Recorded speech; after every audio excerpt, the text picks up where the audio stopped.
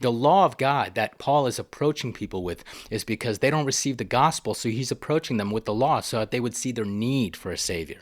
See, when somebody's broken and already ready to ask for help, you bring them the gospel. You let them know about Jesus Christ, the sacrifice that's been accomplished on behalf of anyone that puts their trust in him.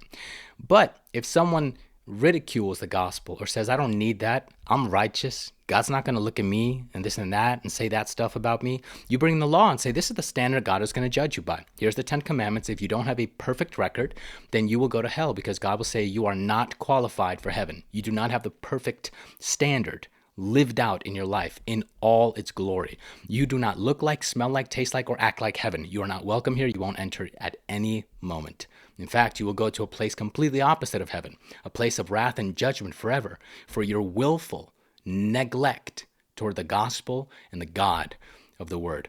But if they hear and understand the law, then if they should reason that way, there is that opportunity for them to say, I do fail, and what am I going to do?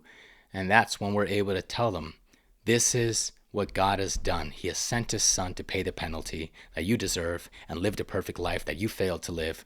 Put your confidence in him, and he will set you free. Because I be worried about your soul, while you still be doubting you got a soul.